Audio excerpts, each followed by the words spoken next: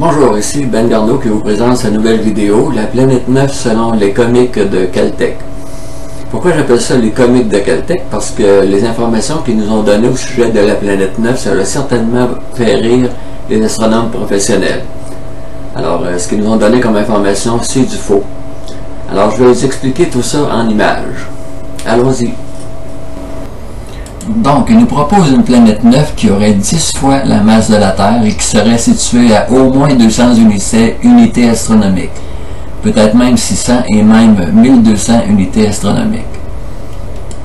Alors, cette image-là, pour bien nous mettre en situation, ça représente la taille du Soleil comparée à la taille des planètes. Alors, Mercure, Vénus, la Terre, Mars, etc. En astronomie, il y a deux critères qui déterminent l'influence gravitationnelle d'un objet par rapport à un autre, c'est la distance et la masse d'un objet. On peut donc supposer que la Terre qui est à 1 unité astronomique ou la planète 9 qui serait à 10 unités astronomiques, ça aurait le même effet gravitationnel sur le Soleil. Mais le hic, c'est qu'il nous propose une planète 9 qui serait à 200, 600 et même 1200 unités astronomiques. Alors c'est bien simple, à 200 unités astronomiques, c'est comme si on prenait la Terre, si on la coupait en 20 morceaux, on jette les 19 morceaux qui ne nous intéressent pas et on dit, voici, l'influence gravitationnelle, c'est le 1/20e de la Terre. 600 unités astronomiques, c'est 1/60e de la Terre. 1200 unités astronomiques, ça ne serait plus que le 1/120e de l'influence que la Terre pourrait exercer sur le Soleil. En supposant que la Terre exerce une influence gravitationnelle sur le Soleil, ce qui est loin d'être prouvé étant donné la masse du Soleil ainsi que la distance qui nous sépare entre la Terre et le Soleil. Concernant les distances, la distance entre la Lune et la Terre, ça prend même pas une seconde avant que la lumière parte de la Lune et arrive jusqu'à la Terre. Comparé au Soleil, ça prend plus de 8 minutes à la lumière pour partir du Soleil et venir jusque sur la Terre. Donc nous voyons la Lune telle qu'elle était il n'y a même pas une seconde. Et nous voyons le Soleil tel qu'il était il y a plus de 8 minutes. Ça c'est juste pour illustrer la notion de distance que je vous raconte ça. Parce que les gens de Caltech rajoutent une information absolument stupéfiante. La planète 9, la planète à découvrir au bord du système solaire, qui a été prédite par le travail de Constantin Batygin et Mike Brown de Caltech en janvier 2016, semble être responsable de l'inclinaison inhabituelle du Soleil selon une nouvelle étude. Le mot semble est très dérangeant. Est-ce que le Soleil est véritablement incliné ou est-ce qu'il ne l'est pas? Alors d'autres sources, après quelques recherches, nous mentionnent effectivement que le Soleil est incliné de quelques 7 degrés et 15 sur le plan de l'écliptique. Donc le Soleil est véritablement incliné. Mais de là à tenir la planète 9 comme étant responsable de l'inclinaison du Soleil, cette planète 9 qui ne représente que le 1/20e de la force gravitationnelle de la Terre, ou même le 1/60e ou le 1/120e de la force d'attraction que la Terre pourrait exercer sur le Soleil, là j'ai des doutes très sérieux. J'ai des doutes très sérieux, d'autant plus que si on était à la hauteur de la planète 9, c'est-à-dire à 200 unités astronomiques, on ne verrait même plus le Soleil. Je ne nie pas l'existence de la planète 9. Elle existe certainement. Par contre, toute la documentation qu'on a au sujet de cette planète-là, c'est qu'elle a une orbite plutôt stable, peut-être un petit peu allongée tout simplement, et elle se promène entre 200 unités astronomiques et 1200 unités astronomiques. Peut-être que l'orbite est ovale tout simplement. Mais de là à influencer le Soleil, il y a toute une marge. Donc, en résumé, la planète 9 existe. Par contre, ses effets sur le système solaire et en particulier sur le Soleil sont certainement très négligeables. Est-ce qu'une planète peut influencer le Soleil de quelque façon que ce soit? On sait que le Soleil représente 99% de toute la masse du système solaire au complet. On sait aussi que le Soleil peut contenir la Terre 1 million de fois. Alors, en partant de ce constat-là, ce serait absolument étonnant que la Terre puisse affecter le Soleil de quelque façon que ce soit.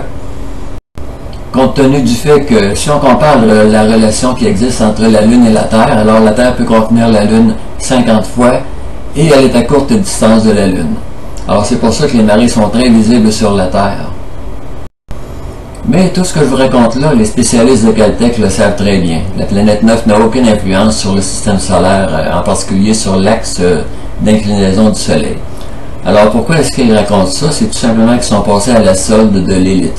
Ils veulent tout simplement cacher la planète X derrière la planète 9. Bien sûr, la planète 9 existe, mais la planète X existe aussi, c'est très différent. Je remets cette image que j'ai déjà publiée dans une vidéo précédente. Alors, c'est une image qui a été populaire à partir de 1987 dans les magazines qui parlaient d'astronomie. Alors, cette image-là raconte que ce qui s'est passé au début des années 1970, je pense que c'est en 1972 et 1973 pour être plus précis, la NASA a lancé deux sondes spéciales, Pioneer 10 et Pioneer 11.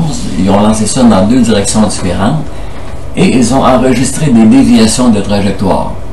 Alors, il suffisait de compléter le triangle pour savoir qu'il y avait une planète numéro 10 à 4,7 milliards de milles. Et il savait aussi qu'il y avait une étoile morte à 50 milliards de milles. Évidemment, la planète 10, c'est devenu la planète 9, parce que Pluton n'est plus considéré comme une planète. On sait maintenant que c'est une planète qui est vraiment sans grande importance, sans grande influence sur le reste du système solaire. C'est cette étoile morte-là qui est à 50 milliards de milles maintenant que nous devons nous intéresser.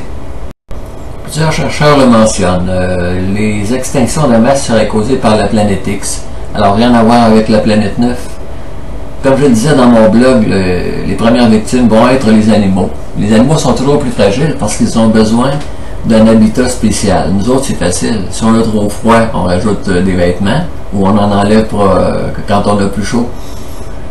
Alors, les ours polaires, toute la faune, en général, en souffre énormément. Des rennes qui meurent de faim. Ça se passe... Bon, la Nouvelle-Zélande, le sol marin qui est sorti, c'est bien ça, le sol marin qui est sorti 2 mètres hors de terre. Pendant ce temps-là, au Pérou, 2 volcans qui entrent en éruption. Alors tout ça pendant l'alignement entre le Soleil, la Terre et la super pleine Lune. Alors concernant les images que je parlais tantôt de Pioneer 10 et Pioneer 11, on disait dans ce temps-là, les premières hypothèses, c'est qu'il y avait peut-être une naine brune dans le système solaire. Puis plus récemment, ils ont changé ça. Ce serait tout simplement un défaut d'équipement. Bon, ben évidemment, il faut voir une tentative de camouflage. C'est pas la première fois qu'ils essayent de nous cacher l'existence de la planète X et du système solaire qui voyage avec. Pour terminer, quelques images. Alors, des tremblements de terre dans des régions inhabituelles, comme en Roumanie par exemple. Des tremblements de terre très forts qui se produisent lors de certains alignements planétaires. Exemple, bien entendu, la Nouvelle-Zélande. L'augmentation des météores et des boules de feu. Alors ça s'est produit il y a quelques jours. 6 novembre, un météorite aurait explosé au-dessus de Paris. Alors la nouvelle a été reprise par le Parisien et par d'autres médias. On tombe maintenant dans quelques vidéos. Une vidéo de Marshall Masters. J'ai mis le lien de ces vidéos-là dans les commentaires qui accompagnent la vidéo. Une vidéo de Chris Potter. Lui, ça fait 2 fois qu'il se fait détruire sa chaîne YouTube. Alors, ça s'appelle maintenant Chris Potter Mirror. Alors, cet objet bleu, on le voit dans le ciel, semble-t-il. Une vidéo qui a été reprise par... on a le même genre d'image. C'est une chaîne YouTube qui s'appelle Nibiru Planet 2016. Une vidéo ici pour montrer quelque chose qui est impossible. Normalement, les vents solaires souffrent dans la direction opposée du Soleil. Mais ce que les satellites ont enregistré, c'est vraiment une impossibilité. C'est les vents solaires qui retournent en direction du Soleil. Alors, il n'y a aucune planète qui peut faire ça. Et quant à ces images-là, ben, c'est pas une inondation normale. C'est tout simplement l'eau de mer qui s'infiltre loin à l'intérieur des terres. Alors, ça date d'il y a une couple de semaines sur la côte ouest africaine. Une couple de semaines, 2 ou 3 semaines auparavant, on a eu le même phénomène sur la côte est américaine.